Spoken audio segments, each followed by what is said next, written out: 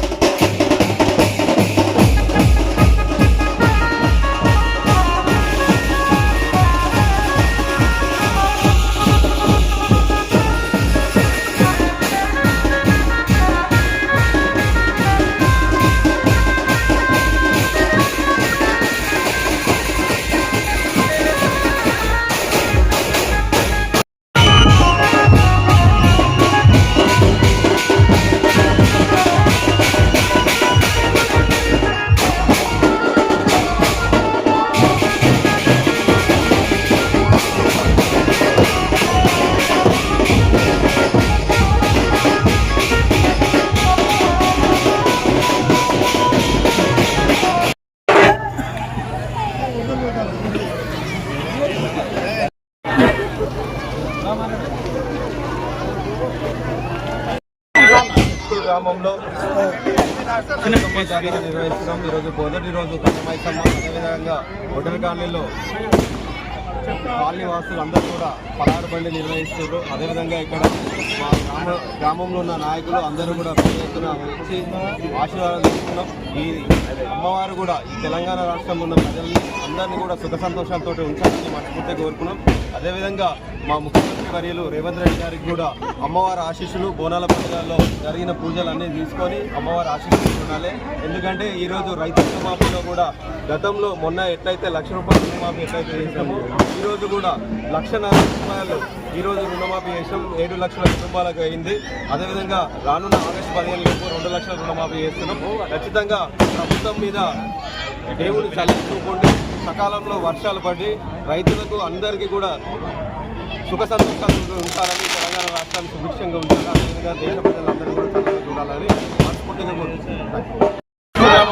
పంచాయతీ పరిధిలో బోనాల పండుగ చిట్కులు మరియు చిట్కు గ్రామంలో ఉత్తర కాలనీలో పెద్ద ఎత్తున ప్రజలందరూ సుఖ సంతోషంగా అమ్మవారి ఆశీస్సులు ఎప్పటికీ అందరికీ ఉండాలి.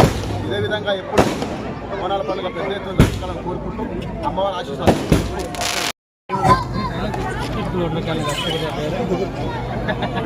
జిల్లా అధ్యక్షుడు ఏడాది బోనాలు మంచిగా అయింది. మన చుట్టూ పెద్ద మంది అందరూ మంచిగా ఉండాలి. ప్రతి ఏడాది ఏ లొల్లి కాకుండా, ఏ పంచాయతీ కాకుండా అందరి కింద పెద్ద అన్ని బాధ్యత అన్ని మోసుకొని పోవాలి. అందరూ కలిసి మంచిగా ఉండాలని నేను కోరుకున్నాను.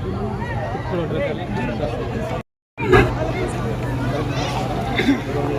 గ్రామంలో చిత్తూరు గ్రామ ప్రజలందరికీ బోనాల పండుగ శుభాకాంక్షలు. అలాగే ఆత్మీయత నేను ఉన్నానంటే ఈరోజు భద్రకాలం వల్ల నేను ఉన్నాను. ఈరోజు ఈ భద్రకాలానికి నేను చాలా రుణపడి ఉన్నాను. అందులో భాగంగా బోనాల పండుగలో నేను కూడా పాల్గొనడం జరిగింది. అలాగే నీలం మధు గారు, అలాగే మాజీ ఎంపీ శ్రీశైలం యాదవ్ గారు కూడా పాల్గొన్నారు. చాలా సంతోషకరం. ఈరోజు ఎలాంటి భేదాలు లేకుండా, మత భేదాలు లేకుండా అందరం కలిసికట్టుగా భద్రకాలం నుంచి అందరం కలిసికట్టుగా పాల్గొని చేసే పండుగ పెద్ద ఎత్తున చేస్తాం. ఈ పండుగ ప్రతి సంవత్సరం కూడా జరుగుతుంది. ఈ సంవత్సరం కూడా చాలా పెద్ద ఎత్తున అందరం కలిసిమెలిసిగా మంచిగా జరుపుకోవడం కోరుకుంటున్నాం. చాలా సంతోషం. చాలా ధన్యవాదాలు. అందరికీ బోనాల పండుగ శుభాకాంక్షలు. ఈరోజు చిత్తూరు గ్రామం వడ్రకాలంలో బోనాల పండుగ ఉత్సవంగా జరుగుతుంది. ఈ కార్యక్రమానికి మాజీ ఎంపీపీ పార్లమెంట్ అభ్యర్థి నీలం మధు గారు రావడం మాకు చాలా సంతోషకరం. ఎందుకంటే ప్రతి ఏడు రావడం చాలా సంతోషకరం. ఈరోజు చిత్తూరు గ్రామం వడ్రకాలంలో చాలా వైభవంగా జరుగుతుంది బోనాల పండుగ. కార్యక్రమానికి చాలా ముఖ్య అతిథిగా వచ్చినందుకు చాలా సంతోషపడుతుంది. ఎందుకంటే ప్రతి ఏడు జరుగుతుంది బోనాల పండుగ. బాగా తిరగడం అందరూ సంతోషం. కాలనీవాసులు ఒంటి కాలనీ అందరూ బాగా సహకరించి ప్రోగ్రాంకి అందరూ సహకరించినందుకు అందరికీ ధన్యవాదాలు. మంచిగా బండి కుటుంబం తీసిండు, అన్ని మంచిగా మా నీళ్ళ మధ్య వచ్చిండు, అన్ని మంచిగా జరిగింది. అన్ని కూడా రాకేష్ శిష్యుడు అందరూ మంచిగా ఉన్నారు అన్న.